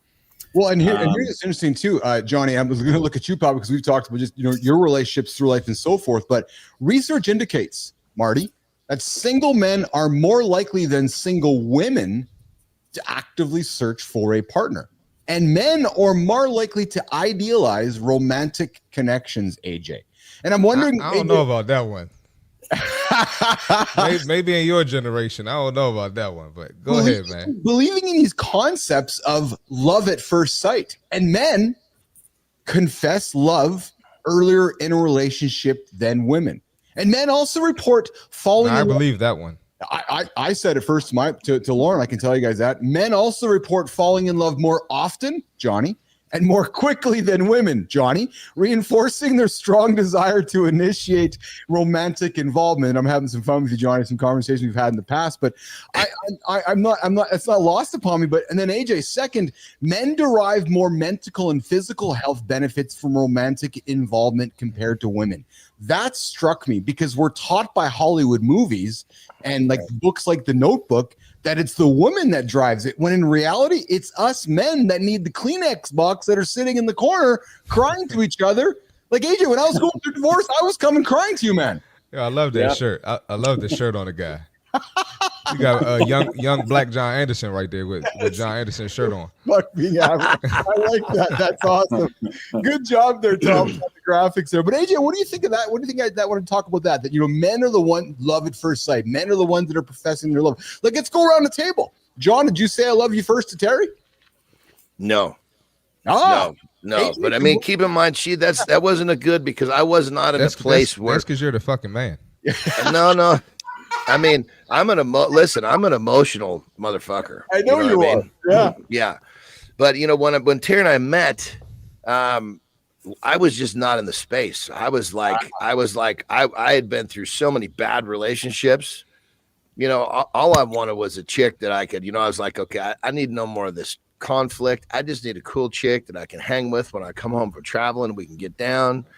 And, she was in the place where she could ready to have a relationship. So that's why she spoke first. Ah, yeah. What about you, Age? Yeah, I actually think it was Melissa that actually said it first. Which is that's because you're the fucking man, AJ. Yeah, right. No. Just taking it all in here. Just to be clear, it took me just to get a first date with her. It took me months. I had to work my butt off to get that first date. Respect. Yeah. I was definitely the one actively pursuing her, and then but then I think once it finally happened, I do think she said it first, but I am kind of surprised by that, because I do feel like between the two of us, I guess if I had to rank us, I'd maybe be a little more of a softie than she is, Well, and I am with Lauren. I for sure the softer, romantic, loving, Right. I absolutely am. And now we go around the table to Marty. So Marty, are you going to be the one saying I love you first, or because you're the fucking man, you're not going to be? I was going to say, if John's the fucking man, if AJ's the fucking man, and I'm on the show with these guys, who do you think? No, I'm playing. But in my past relationships, I've been the one to say it second. So okay. Well, here's the thing, though. I mean, you got it took me a little while to. I mean, I've always been a pussy, so to speak. I've always been a mama's boy. I've always been very emotional, but it took me a little while to learn. What's that, brother? I said, ain't nothing wrong with that. No. Totally. But it took me a little while to be unapologetically that in the open. You know what I mean? Mm-hmm. And so once I was there, I was good. And I learned to do that last. I learned to do that in so many areas of my life.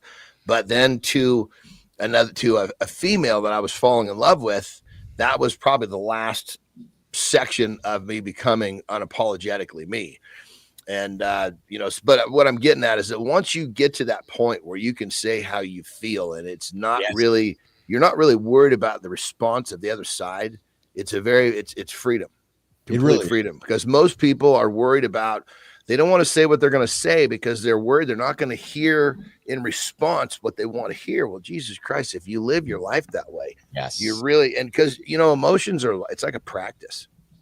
Yeah, you have to practice staying in touch with them. You tuck them away too long, and it's hard to, it's hard, at least for me, because there was a period where my first heartbreak. Oh my Lord! I mean, talk about, I was like, even my own mom was like, "Okay, listen, son, you got to straighten this up.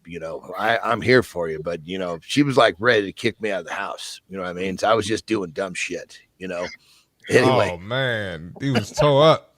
Yeah, I was tore, dude. Tore. I mean, I was thinking that every new woman I slept with was going to be the answer to what I was just searching. It was like 5 p.m. would come at night, and it was like it was like fucking Call of the Wild. It was like a dog in heat. It was like there was something out there that I had to go find, right? And every time when it was over, it was almost like the sugar addiction. When it was over, I'm like, fuck, dude, can you fucking figure this? You don't do this again tonight, please. I'd wake up the next morning, right? Yeah. And I was fucking up, man. I was messing with married women and just doing stuff that was just not, I wasn't being a good human being in my search. And so long and short of it is that that's how I was so emotionally driven. After that, I got out of practice with showing my emotion. But then once I got back in practice, it came right back because it's me. I'm an emotional person, and I love that about myself. However, you also have to contain those emotions because you start acting too emotionally and you can make poor decisions in your life. And I'm not talking about love relationships, just in general. Yes. I know, AJ, you got to rock and roll out of here, but something Johnny just said, which I really want to hang on to, we always talk about, practice, yoga practicing your emotions, AJ, because if you don't practice them, you lose them. Yeah, well, I think it's just like being aware of them, right? Like if we just ignore them for so long, and we have zero awareness or zero acknowledgement, that's not good over the long haul. The idea isn't, the goal is never to not feel anything, right? Because then how are you going to have any type of meaningful life? The goal is to just be aware of what we're feeling and then make the right decisions to do something with it. Right. So, yes. So we just want to be aware that these are the emotions that I'm feeling. Okay. What can I do with it? Like, what's going to be helpful for me in this time? What kind of skills or tools or strategies can I use to regulate these emotions or use these emotions in a positive way or whatever it is. Right. But yeah, the goal is to never not feel them or just to completely ignore them. Right. Yeah. Age, before you do go, have you had some men coming through your clinic that are talking about love and having conversations like we're having this morning or not yet? Oh yeah. It's obviously relationships are a huge part of people's lives, right? So it's a topic that comes up quite frequently, I would say. And I think there's a lot of if I had to try to generalize it, I guess, and because this isn't everybody, obviously, but there are a lot of men that I think that just struggle a little bit how to walk that line of feeling like they're able to convey their emotions in an open, honest way and not feel like that's somehow emasculating to them, like they're not being a man because they're being too sensitive or they're being, you know what I mean? And they try to walk that very fine line, right? Of what the stereotype is or what society says you should be and what you want to do. And it's a tricky situation sometimes. Yeah. You're hanging out with AJ, Keith, Marty, and Johnny here, Mornings in Live with Keith and Friends. AJ, always love your contributions. I really enjoyed the chat this morning. I thought just this idea of leaning into how us men are really more romantic than anything, I thought was a great topic for discussion today. AJ, what do you got down to today, brother? Oh man, you guys could probably guess already, but I'm back in the gym, and then this afternoon I'm with clients at my clinic, watching my kid play hockey, and then I get home and I'm on Zoom calls with more clients that are from out of town. So beautiful, yes, beautiful. All right, AJ. Well, I appreciate you, brother. You enjoy your day today. Have a great one. Go tell your wife you love her, and always. And we'll catch up with you a little later. Okay, pal. Than's, guys. Always great to see you. AJ. Have a great day, brother. All right, AJ's heading out of here. I think Marty's heading out of here too, brother. Marty's heading out of here, man. Marty's got to get to the gym. He's got the golds. He's got the folks waiting for him down there. Gonna go drive. They're waiting for me. They're waiting for you. Good show here, Marty. Yes, sir. Good stuff today, fellas. A lot of fun here today, Marty. All right, Marty's gonna get out of here. We'll talk to you tomorrow, brother. In the loop. Sounds good. I see y'all tomorrow. Have a good loop, my brother. Have a good loop. All right, Keith and Johnny are gonna reset it. I see you got a good time. Johnny, gonna go for a pee, brother? Yeah, and then get me out of here 5 minutes before the half. You betcha. All right, John's gonna go for a pee. We're gonna break it. And John, when you come back, new research shows how long, hard, and often you need to stretch to improve your flexibility. So Tommy and Jimmy, if you guys want to get that one set up next, we're gonna get that. I'm coming. You're gonna get it next. Listen, you are hanging out with me. I'm Keith Billis. I'm the host of Mornings and Alive with Keith and Friends, the only morning show to help you guys get your ass out of bed. We go live at 8 o'clock Eastern time right here on LinkedIn, over there on X, over there on YouTube. We're on Twitch. And then throughout the day, once the show is over, you can find our content on Threads, on Blue Sky, on LinkedIn, on YouTube. Content to help you get moving, content to give you guys things about. Yeah. Content to help you guys achieve big goals, content just to help move you through life. That's what we believe in here in the lab, is giving you guys good stuff to do here. All right, let's look at the comments here, Jimmy. We got good time coming in. When you find the right one, it should come neutral to express your feelings. I agree. Good time. That's why I tell my wife nonstop how I feel about her, because it's natural. And I don't want to hold it back. I'm really trying to live a life of no regret. And you get this good time. You get to our age, like, yeah, what the hell? What are you waiting for? Like, why not say it? Why not feel it? Why not emote it? I really appreciate those comments. There, good time. We also got who else we got here? We got Shinku coming in with the comments as well. And Lauren, I said it first, baby. I know I said it first. I put the note on the bathtub there, and I said I love you. And then I know I also brought it up along the way in our journey together, where I know I expressed my love first for my wife. Why? Because I'm a man. Yeah, and that's just what we do, man. We tend to express ourselves to our wives before that they express it to us. All right, so first hour here, we got into, we kicked the show off, guys, with broken sleep being linked to liver disease. Some studies are coming out that if you're not getting your sleep, there's some research suggesting that liver disease might be creeping in the shadows there if you're not getting adequate sleep. It's just the principles we talk about here in the show, right? Get up, get moving, eat good quality food, eat whole food, try to minimize alcohol or not even have any at all. And you're not going to have to worry about some of these broken sleep studies that we talk about when it comes to affecting your sleep. Hey, guys, listen. You guys that are regular tuning into the show, I invite you guys for feedback. I want to hear from you guys. I want to hear what's working, what's not working, what you guys are enjoying, what you're not enjoying. This is a show that it's for all of you, right? So, while I work on putting topics on the table, if there's things that you guys like, I don't want to hear about that, then let me know. I really, invite the feedback. Our goal here is to keep building this thing up and keep creating great content for all of you guys. What's up? John went for a piss. John will be back in a quick second. Good time. Exactly. I just lost a good friend last week. Don't wait to tell people. Exactly. Good time. So you know what? This is probably a good time to remind everybody that if you got somebody in your world that you feel special about, send them a note. Yeah. Call them today. Drop them a text. Tell them you love them. Tell them you're thinking about them. And listen, man, if you're not comfortable with the whole idea of saying I love you to another man, just say, hey, buddy, I'm thinking about you, man. What's going on? It's okay to offer that up. We want to hear it, boys. We absolutely want to hear it. And I know sometimes we all get too caught up in thinking that, does somebody want to hear that kind of feeling? Yeah, we do. We want to hear about how others are feeling. So let's not be afraid to take some time to affect somebody else's mood today. And, words are powerful. Johnny, some new research. I'm all about research and science and bringing stuff for us to think about. But, John, new research is showing how long, hard, and often you need to stretch to improve flexibility. And we always talk about on the show, which is, can you touch your toes? Not you, John, but anybody listening right now. Yeah. Can you touch your toes though bending your knees?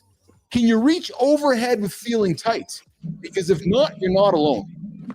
Most guys, I think, John, don't think about flexibility until something starts hurting.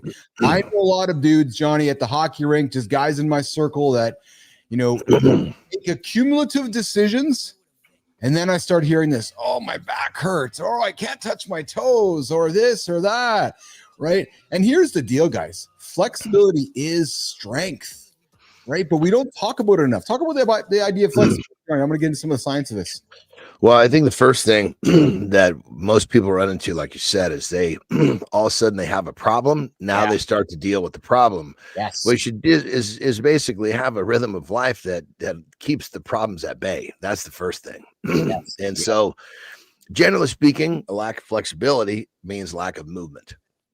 Yes. Because if you're moving, then your muscles are going to stay loose, right? And so, like, perfect example, one of the things that I do that helps my hips and my back unbelievably is burpees, because you have to squat down low. The movements, the path of that movement keeps so many parts of me opened up. Yeah, If I'm not doing those, I don't have to do them every day, but if I didn't do those for months, I would get much more tight in different parts of my body. And that's why I like those. Yes. Because those, I don't have those passive movement in my life without them included in my life. Yeah. That makes sense. Absolutely. Yeah. So usually when people sit at a desk too long, lack of movement, meaning there's all sorts of muscles that are starting to tighten up. So then the flip side is most people. So if you don't want to do, burpees like my plan, I do burpees for, obviously flexibility. They're also a bitch. I don't like to do them. So I have to overcome this adversity, blah, blah, blah. Yeah. But here's the thing. If you stretch just a little bit every day or on the days you train, it's that work over time. You'll not have a problem. So my simple piece of advice is whatever muscle you train, when you're done, spend 2 to 5 minutes. It could literally be 2 if you need to. Stretching. The muscle's already warm. It's broken down. It's it should be very flexible at that point. Obviously, you got to wait for, if you got a massive pump, wait for that pump to chill out just briefly. But most people don't have that issue where you're so pumped that stretching hurts.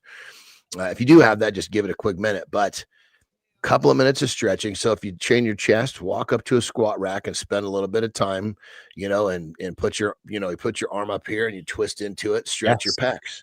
If you did your legs, spend a couple of minutes stretching your legs. And if every time you train a muscle, you stretch it, this whole thing becomes very simple, and it's a simple habit stack. Well, what you just offered is fact, because this article talks about how much stretching do you actually need. And the good news is, Johnny, is you don't need to spend hours on this. Studies have shown just 10 minutes a week per muscle. So to your point, 2 minutes a day, you're training for 5 days, there's your 10 minutes. It's going to make a big difference, right? So, and if you want to see instant improvement, hold that stretch a little longer. But the reality is, boys, as Johnny said, as you get through an exercise, stretch it for a couple minutes. You do that every single day. Mm-hmm. It's going to accumulate and provide you great results. And then the other point of the article here, Johnny, is that does stretching have to hurt? Nope. Because people that's when you do it after training, because the muscle's warm and it doesn't hurt. Stretching before workout is, in many cases, a cold muscle is not good to stretch anyway. When it hurts, granted, there's when you're stretching and you're really making progress, you're digging on it and it hurts. That's kind of understandable. But cold stretching hard, it hurts. That's actually not beneficial. Yeah. 3 easy stretches, boys. Just some ones to think about. Hamstring stretch, like literally foot on a chair or bend over, touch your toes. A quad stretch, tricep stretch. Like there's a lot of easy things you boys can do. Here's the bottom line. Go ahead, Johnny. Yeah, I was going to say multitask. Yes. Every morning. If you could see all of me here, I've got basically this desk and then I have 2 chairs, one to the right, one to the left. Yeah. I always have a foot up on one side of the neck. So I stretch my hamstrings every morning, and it's a piece of cake. I flip it up there, and every time we switch segments, I switch a leg. Yeah, well, that's brilliant. That's brilliant. we got good time coming in with have you guys tried assisted stretching and cupping? I haven't tried cupping. Johnny, have you tried cupping before? I have not.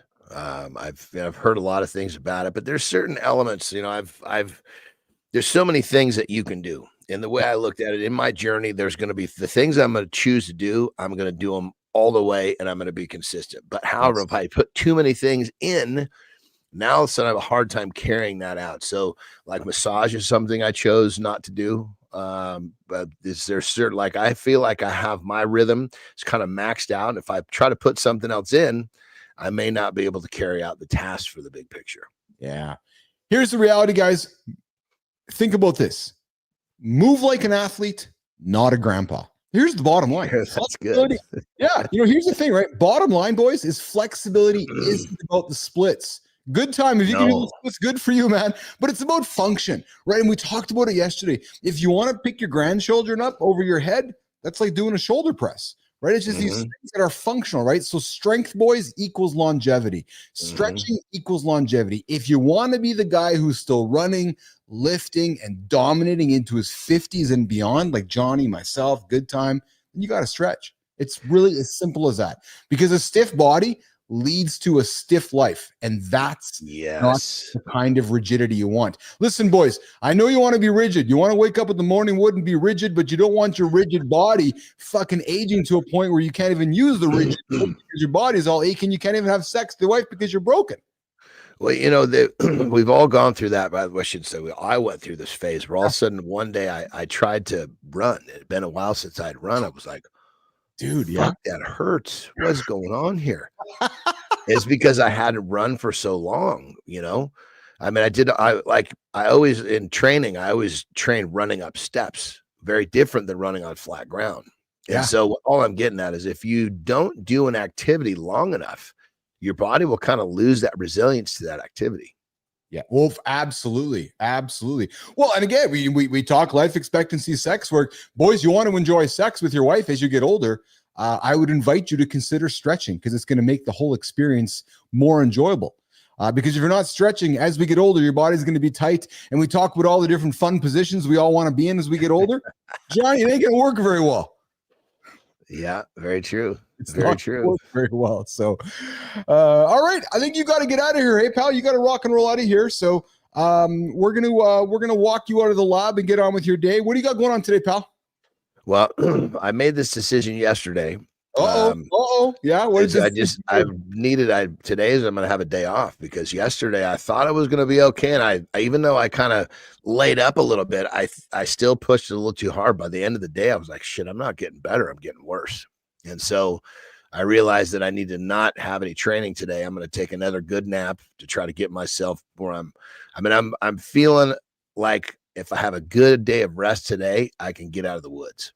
Oh yeah. So you're literally going to take a big day of rest day. What does that mean? So if what does that mean? No training and an extra long nap. Gotcha. That's what it means to you. Eh? So you're done the show here. What will you do next after the show? My normal shit. My normal, except for normally I would go train after this. So I'll just be productive with business. Yeah. And then, around that between 10 and 11 o'clock. So I take my nap and I'll make sure that I have extra time to sleep. If I can get a longer nap like that, the longer naps are really helpful for me when I'm trying to heal from some sort of a sickness. Yeah. And I hate to sound like a bitch when I say sickness, but when I'm not running full speed. So, but I think the key yesterday, I squatted, which I think was a mistake. By afternoon, I was like, oh man, you should have done something besides that. And so I think I bit off a little more than I could chew yesterday. It's interesting how we learn. And I love it. I love when you share this because, sometimes we look in the mirror, we think we're superheroes. We think we're Superman. We think we're invincible, right? And then we go through it and then we have these reflections going, oh, maybe that wasn't the best decision to do what I did yesterday, right? So today you're like, all right, okay, I guess that wasn't the best thing. And again, something I've learned from you, you made today's decision yesterday. Yeah, because if I woke up today I would have said, you know what? I'm putting the throttle down. Yes. Like yesterday when I was like, I figured, okay, I'm going to come out of the gate strong and I'll back off on the throttle in the afternoon. Well, I didn't have a chance to back off. It started backing off for me. I was like, oh, son of a bitch. I'm running out of gas. And I was like, I had another 2 hours before I pulled back on the throttle, Yeah, not happening, eh? Not happening. All right. Well, listen, we got Good Time coming. Yes, don't argue with the body. Get better, Johnny. That's what Good Time's offering up to you. And Amy Reinhardt is TheraCup from TheraBody, loving cupping. Yeah, I've never done cupping before. I don't know. It looks, I don't know. It just looks bizarre when the whole thing is done, when they put this. Yeah, you got some crazy looking patterns on you. It's true. Yeah, it's true. Sometimes I wonder where these I don't know, these procedures come from. Like, who invented cupping? I think it's, I don't know, but I think it's some ancient practice. I was just going to say it's probably an ancient practice. Maybe Amy Reinhardt can come in and let us know about cupping and where it was invented from. But all right, Johnny, listen, let's get you out of here so you can go and have a good day of recovery. I'm going to continue rock and rolling here with Jimmy. We're going to get into 11 essential habits of full-time content creators, and then we're going to get into our community spotlight before we wrap the show up and get back after it in 24 hours from now. Mr. Anderson, a good show today. Rob Jolies was awesome. Yeah, he was cool as hell. He was great, brought a lot of energy, and I can tell you 4 days into this, you're feeling much better today. I know you're going to be even better tomorrow. Yeah, I should be. The goal is to be running full speed tomorrow. Beautiful, beautiful. All right, John, you enjoy your day, brother. We'll catch up with you in 24, okay? Right on, brother. Have a great loop. All right, you too. All right, John Anderson's going to head out of here, boys. I'm going to keep it rolling here. You got Keith Billis here. Mornings a lot with Keith and friends. Myself, producer Jimmy. We got our community manager, Tommy, out there in the community, the Mornings in the Lab community. Okay, so listen, boys. Not only do I create a show called Mornings in the Lab with Keith and friends, available live on LinkedIn, live on YouTube, live on X, 8 o'clock Eastern time. The only morning show for men. That's it. But not only am I creating this show, I've also created a platform underneath it because this thing doesn't happen by accident. There's no accident happening here. No processes, procedures, building a business, building an absolute business underneath, behind the scenes. So now I want to talk about 11 essential habits of full-time content creators. It's funny because sometimes I even can't wrap my head around the fact that, yeah, I'm a full-time content creator. Jimmy, Uncle Keith's a content creator. I pick up my kids sometimes and I'm like, Dad's a creator. That's what I do. I create content for a living. And you heard me say it before, for those of you that are dabbling in content, I just would invite you to stop because you're probably wasting your time. You know, you might enjoy the dopamine hit when somebody likes your content and so forth, but it's not social media from 2020. It's social media in 2025, and there is content machines generating reams of content out there that are that's stifling everybody else's efforts. But listen, let's get into 11 habits of content creators. And here is from my book of what you want to do to be successful as a content creator. All right, Jimmy, let's get after it. Content creation, guys, it's not just about posting and hoping for the best. No. If you guys just posting a comment or posting a picture and keeping your fingers crossed, I hope it's going to go well. Again, you're wasting your time. No, content creation, or how I like to call it, conversation creation. Listen, let's get into conversation for a quick second. If you guys are going to start a podcast just to talk, just stop. Don't waste your time. Again, something I have learned this whole experience. Talking just for talking's sake is not good for anybody. You need to speak with intention. Speak with intention and create a conversation. Create the beginning, create the middle, create the end. There's a whole thought process that goes into a conversation. It's not content. Think about that. But content creation isn't just about posting and hoping for the best. No, baby, it's about habits. Yeah. It's about discipline. Yeah. It's about a relentless mindset. It's about putting ego aside. It's about not really caring what somebody else thinks about your content. I put up content yesterday on LinkedIn, shoulderless Keith. You're like, what? Oh, yeah, there's content out there on LinkedIn that people are like, you put that on LinkedIn? Yes, why not? So are you ready to commit to the process, to outwork, to outlearn, and to outlast? Amy Reiner, are you ready to commit to the process of being a full-time content creator? Let's break it down, Jimmy. The habits that make successful content creators, all rooted in the business athlete mindset. Number one, this is what I believe in, and I'm telling you guys, I'm telling you right now, this is the magic to any success.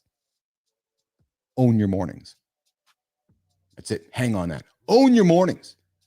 Those that don't own their mornings, I don't care what you say, they're losing. I didn't say loser. I said they're losing. Because if you own your morning, you're going to be ahead of the one that's not. So how do you start your day?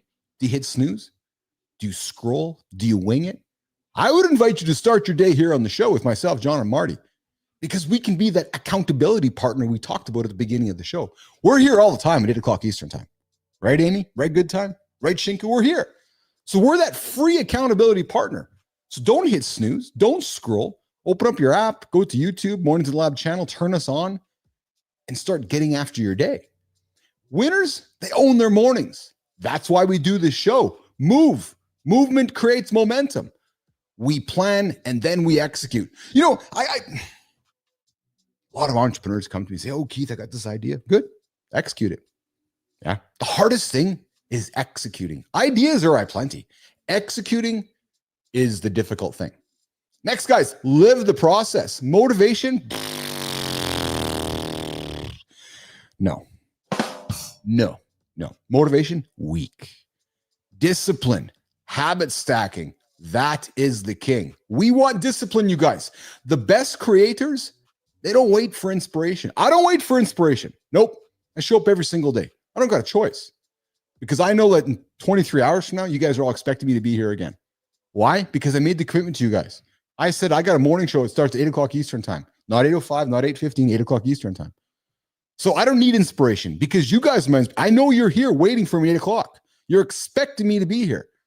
So small, consistent actions, that is the secret sauce, you guys. You heard Johnny today. Look and stretching. You do your lift, do 2 minutes. Do your lift, do 2 minutes. Do your lift, do 2 minutes. Science suggests 10 minutes a week is going to help your body stretching. Get that stretching in.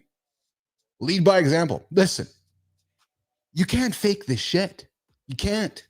Again, I talk to you guys. Lead by example. What am I doing? I'm getting up every single. I got to get up anyways. People are like, you get this morning show, Keith. Yeah, but I got to get up. I got to wake up. So why not wake up? Why not start the show? Why not be the shepherd instead of the sheep? And why not lead my peers? Why not lead by example? I'm fucking proud of this show, man. I love what we're building here. I love knocking on people's doors saying, hey, we're building the biggest morning show on the planet for men. Yeah, true story. You can't fake this shit. You got to be what you talk about. If you preach fitness, you got to go to the gym. If you're going to preach nutrition, you got to eat good foods. If you're going to be a creator, you got to create. You talk business, you got to build. Listen, people don't follow words. You hear John all the time. Our kids don't listen to us. Our kids watch us. So listen, put the fucking words aside. Create the proof. I'm doing it every single day for you guys. That's the proof. Somebody said to me, Keith, you need some social trust. Pfft, really? I don't know social proof. My social proof's every single day here, 8 o'clock Eastern time. Got to thrive on accountability. Consistent creators thrive on accountability because no one wins alone. I don't do this show alone. I do it with Jimmy. I do it with Melissa. I do it with Tommy. I do it with Johnny. I do it with Marty. I do it with all of you. I do it with Amy. I do it with Shinku, with Good Time. You guys are my accountability. Because I know you guys are checking on me in the morning. You're like, oh, is Keith there? Of course he is. And then we all have a nice sigh. It's like, oh, okay, their loop starts again. Right? You need people who check you when you slack, you guys. That's the power of an accountability partner. Yeah. Come check on me. I'll come check on you. Trust me. Come connect with me. And I say this with tough love, nation. I say this with lots of tough love, but hear me clearly. Weak men make excuses. Strong men, you own your results. You use that emotion. You use that vulnerability. You tap into that mindset that owns results. So I ask you, who's holding you accountable as you're looking to achieve those goals? Listen, build resilient bodies and minds. A weak body, a weak mind, weak output. It is as simple as that. And that's what we talk about here in the lab. You got to take care of your health, mental and physical. I believe physical doesn't happen first. No, baby. Mental happens first. You got to get it up sorted here before you can sort it in the gym. Because if you don't, your content is going to suffer. You put bad food in your body, you got bad words coming out of your mouth. Yeah, it's true. You got two choices. What comes out of your mouth? What goes into your mouth? That's going to affect the content you create or the conversations you have. So I invite you, gentlemen, move, recover, do it again, and show up strong. Get into the loop. And hey, you heard us talk about it yesterday, right? Curiosity creates closeness. Never stop learning, gentlemen. Never. The best creators obsessed with growth. Oh, I love the word obsessed. Oh, I love the word obsessed. When you can be obsessed about something, you win. The best creators, myself, I don't know if I'm the best, but I'm obsessed. I'm obsessed with creating the biggest morning show for men. We study, we test, we adapt. You don't see everything going on behind the scenes, constantly testing, constantly maneuvering, constantly adapting. Because boys, if you're not learning, you are falling behind. And here's the other thing. You got to build your network. Success isn't solo. People aren't coming to you because you think you're great. No. You need to go knock on doors. You heard Rob earlier about the Xerox principles. Knock, knock, knock, knock, knock. The best creators, we collaborate. We connect. We add value. We knock on doors. That's what we do. Your network, you guys, is your next opportunity. You're going to build it, or you're going to sit and pretend you're going to build it. Listen, there's never been an easier time to build a network. Fuck it. Jimmy, I'm going to confess. I got to confess. I'm going to tell you guys how I'm doing it. I'll tell you all. Ears up, ears up, ears up. Listen to what I'm going to tell you next. Because it's actually not rocket. It's hard work, but it's not rocket science. Here's how you do it. LinkedIn.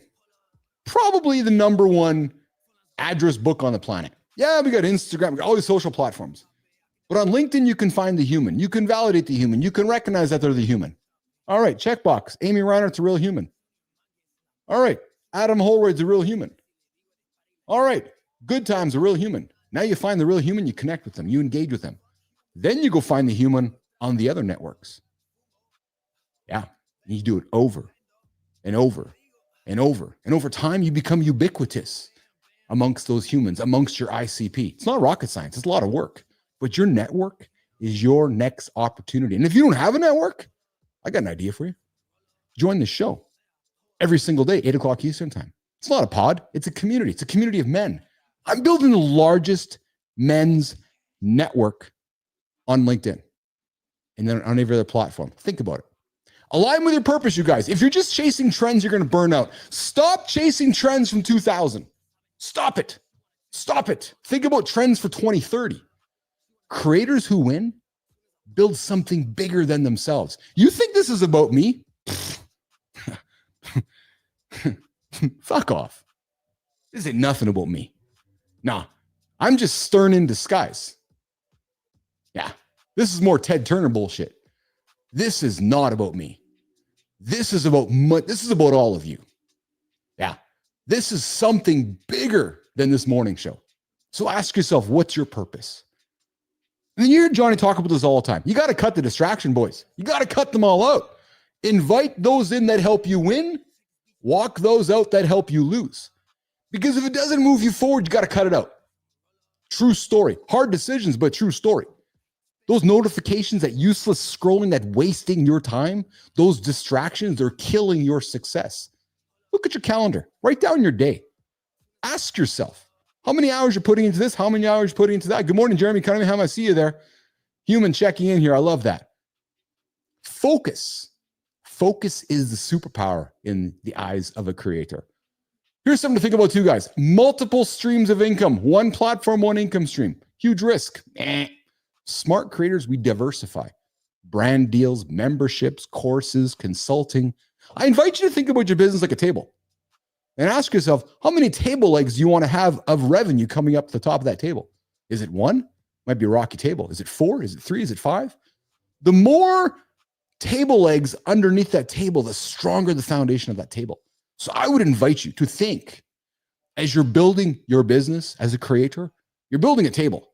Underneath the table, you're building different revenue streams to help you build your business. Build wealth, not just content. I would even invite you to not even make content. I would invite you to create conversations. Here's something else to think about, boys. Play the long game. If you think this is a quick win, you're gross. Doing this show, this is not an overnight success. One day you're going to see a headline from me and it's going to say, yeah, Mornings in the Lab, a multi-million-dollar gazillion network business. Didn't happen overnight. Not 5 years later, 3 years later. Not true story. You got to play the long game because this is not a quick win. Again, I go back to this idea. If you're just making content just to make content, then stop. Because there's people like myself and big full-time creators that are going after the long game. It's a never-ending loop of growth. Success, failure, lessons, repeat. Success, failure, lessons, repeat. It's how it works. Sometimes you get more success. More often, you have more failure. Most importantly, you got a ton of lessons. Then you repeat it all. Listen, I invite you to embrace it and keep going. It's words like I get from Good Time, out of the blue, encouraging me to keep going. It's words that I get from Amy when I get a text out of the blue saying, great show today, keep it up. That's the words that we as creators feel the fuel to keep it going. And then I'm going to invite you guys to think about this. Here's the final thought. If you really want to be a full-time content creator, you have to ask yourself this. Are you built for this? Are you? And don't just make the answer in a moment.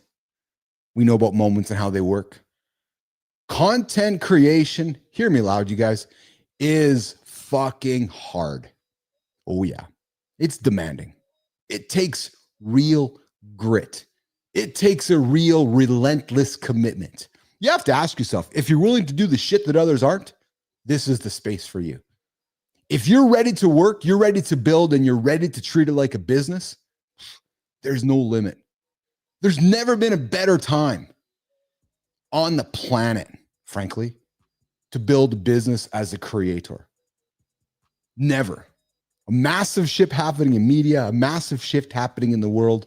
So if you want to get into the content creation business, the conversation creation business, I invite you to consider it. But it's demanding. And what you might want to do first is you might want to run a marathon. You might want to do a bodybuilding contest. You might want to do a big trek. You might want to go climb Mount Kilimanjaro or go do the Inca Trail. Do something hard physically. Go and commit to doing a 100-day or 90-day or 75 hard. I don't fucking like these challenges, but my point is, do something hard first, physically, over and over and over and over and over before you decide to be a content creator. Because I'll tell you right now, that's going to be easier than being a content creator. Kilimanjaro is easier than being a full-time content creator. Climbing the steps to the Inca Trail is easier than being a content creator. How do I know? I'm doing both. Yeah. So if you're going to be a full-time content creator, ask yourself, are you built for this? Is your family built for this? It is going to be a long journey. It's not going to happen overnight. And if you want to build it on the world of vanity metrics and fakery, I invite you, go ahead. But you're not building a table of a long sustaining business. There you go. That's it. There is your 11 essential habits of a full-time content creator. And a little bit of opinions from old Uncle Keith over here. Jimmy, let's look at the comments. Let's bring him up here. Let's see what we got here in the comments before we get to the Creator Spotlight Community Corner. What a great show here today. Whoa, just rocking and rolling. Dante Glooman, should I embrace Ligma? I don't know. I don't know much about Ligma. Oh my goodness. Who else we got here in the lab this morning? We got Jeremy Cunningham. Again, I appreciate you, Jeremy, joining the show. Over on the horizontal feed, we got Amy Reinhardt. Yes, good time. Found you last July. Was having a bad day. You thought I was a troll. Look at us now. You know, I got to laugh here, Jimmy. We kicked Good Time out that first day. I was like, who the fuck is this guy? And next, you know, Good Time is literally like our number one, number two, like the ultimate supporter. Good Time, a lot of respect. And I look forward to the day, Good Time. I really look forward to the day of meeting you. And I don't even know what I don't even know if I want to know your real name. I just want to know Good Time. That's it. Just Good Time. That's it. Good times, my buddy. And we're going to get to know Good Time as we keep building this show. And, you know, here's the thing. And I joke, I got to get up anyways. Like, I'm not going away. I'm not going away. So you're going to see me age in front of you. True story. All right, let's do this. Let's get to the community corner. I got to find a little sound effect that brings that in here. And it is usually this one right here. Ah, there we go. I like that. The sultry sounds of ding, ding, ding, ding, ding. Okay, Jimmy. Jimmy, yeah, about that Good Time. It's true. Hey, Jimmy, we're like, yeah, get this guy out of here. But the good news is Good Time comes back over and over and over. And we appreciate that. And I appreciate all of you guys that keep tuning in here. I really do. Jimmy, I'm just looking for the my links here before I get to the community spotlight. I know you sent it over to me here, and I appreciate that. There it is right there. What do we got here? All right. Okay, so yeah, Jim, I know. Listen, I know we got a lot we didn't get through today, but that's okay. It's just how we're learning here. Okay, so there it is. There, I got that. I got our Creator Spotlight up here. Yeah. So this is the thing with live. This is what I love about folks that don't like to do live. They're like, oh, but what happens if I have nothing to say? What happens if I'm stumbling along the way? Good, because that's just real life, right? It's just like when I laugh. People go, oh, my kid came into the business meeting today. Yeah, and what happened? Well, nothing. But my boss got mad. Get a new boss. Like, really? Like, fuck, man. It's called life. Shit happens. right? I know we all want authentic experiences. I try to wrap up a really wonderful production, but real life behind it. So, all right, Jim, let's do it, man. I'm going to, I got my script in front of me here. My words, you know how I got it here. But, and then Jim, I'm going to get you to get the old, our visuals lined up for both the vertical and horizontal feed here. So let's get after it. So success and burnout, they don't have to go hand in hand. Nope, don't have to do it. True story. For high achieving leaders, the weight of responsibility can feel overwhelming. Yes, packed calendar, constant decision making over and over. The pressure to always have the answers. You know what that's like? You always got to have the answers. I got something for you boys. If you don't have the answer, just say you don't have the answer. I don't know. But Keith, I can't tell my team I don't have the answer. No, you can actually. Hey, a little bit of leadership advice from a leader who's done something before. Yeah, what did I do? I built a company and sold it for a couple dollars. So I might know little things about leadership. I might want to offer it up. Something I've learned along the way, I don't know. You're like, what? No, I don't know. I don't know the answer to the question, but here's what I'm going to do. I'm going to find out. So don't be afraid to not know everything, boys. Listen, the pressure to always have the answers. This creator here today, she knows that feeling firsthand. She built a thriving coaching business only to realize the way that she defined success, oh, baby, it wasn't sustainable. Nope. So she changed it. And have you guys been to that situation where you're going to go, wait, this is not going to keep working. I can't scale this. Then you got to make some changes. So today, Mornings in the Lab with Keith and Friends. Jimmy, this morning, the Mornings in the Lab with Keith and Friends, get my button set up here, is extremely excited to announce and proud to put on the stage to bring some attention to Jimmy. Throw it up on the screen, please. Drums are Kim Miller Herschorn. Yes. Kim, we're celebrating you today. A leadership coach helping ambitious leaders create success that feels as good as it looks. Yes, baby. Kim helps leaders navigate communication breakdowns, career roadblocks, and work-life balance challenges. Because we all know there's no such thing as work-life balance. But Kim can help you figure that shit out. She absolutely will help you figure that shit out. She teaches leaders how to build, lead with clarity, set boundaries without guilt, and build teams that truly support their vision. Listen, guys, leadership isn't about having all the answers. That's what I told you about before. More often than not, it's about saying, I'm going to go find the answer. Your team's going to love you saying, I'm going to go find the answer. It's about evolving. It's about making bold changes. It's about building something that works for you. So listen, if the way that you're leading isn't working, it doesn't have to stay that way. Kim Miller Herschorn can help you redefine success on your terms. And I'm telling you, we got Kim on screen here right now. If you're looking for somebody to help you kick some ass, if you're looking for somebody that can help you be comfortable with saying, I don't have the answers, but I'm going to go find out, Kim Miller Herschorn's the one to help you. So Kim, we are excited to celebrate you here today, this morning on Mornings in the Lab with Keith and Friends. And here's how this works, Kim. Now that we've celebrated you, we got you on our radar. I know, and I know producer Jimmy knows too, that there's somebody in your orbit, and maybe our community dude Walter has even interacted with that person in your orbit. But there's somebody in your orbit we know, Kim, that you would love to celebrate. So we want to have you on the show so we can pass you the big old Mornings in the Lab Creator Spotlight and say, hey, Keith, hey, Jimmy, hey, Tommy. We want to celebrate this person over there. That is the Mornings in the Lab Creator Spotlight with Keith and Friends. Kim, we're here to celebrate you today, and we're looking forward to having you on the show. You're going to see some messages from me in your feed going, hey, get you on the show here, and looking forward to bringing that up there. So, all right. Let me see here in the comments here. Yes, good time. That's the part you left out. You have to deal with the trolls and haters. Yeah, you know what? So good time. I don't mind the holes in the traders, the trolls. Let's just talk about that for a second. When I was building my old business, I invited the trolls and the haters because, as Johnny says, if you're talking smack, you're on the right track. And in my old world of when I was moderating content and creating community for folks, it was often quite fun because the more trolls that came to, create a bunch of misery, the more money we made. So I welcome the trolls. I'm like, yeah, come on, bring it on, bring it on, bring it on, bring it on. And the same thing with this. I know that if folks aren't digging what we're doing, well, they can go somewhere else. But I know if folks are digging what they're doing, we're going to come back. So the trolls and the haters, that's what it's all about. And if there's one thing I've learned from Johnny, if they're talking smack, you are on the right track.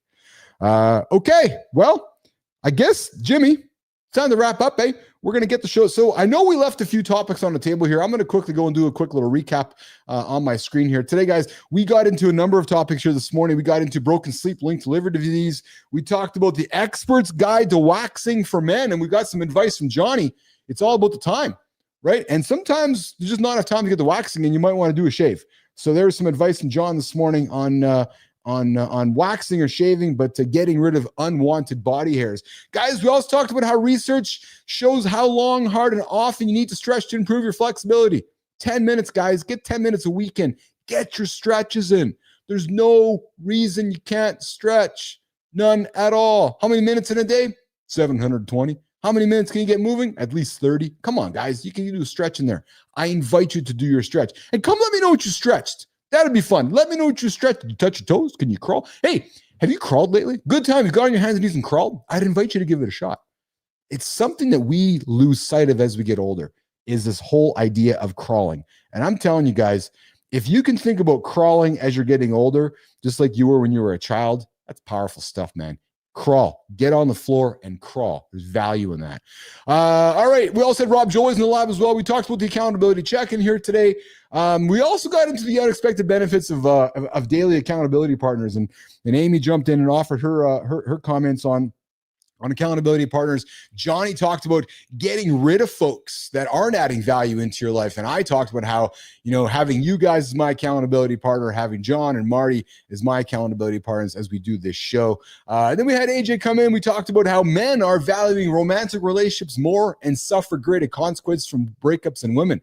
Yeah, boys, we cry, and it's okay to cry. We crave relationships and attention from our wives more than Hollywood and media has taught us, which we all tend to think that it's the women that are the softies, when it's us men. Men embrace it. Embrace your emotions, and it's okay if you're feeling the way you feel. And listen, guys, we know loneliness amongst men is a challenge.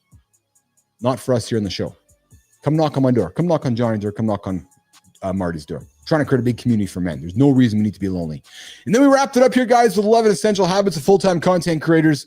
And so we left a few topics on the table, Jimmy. We'll get after them throughout the rest of the week. I'm really curious about this one, that there's a scientist that theorizes that we may be living 52 million lives in the current simulation.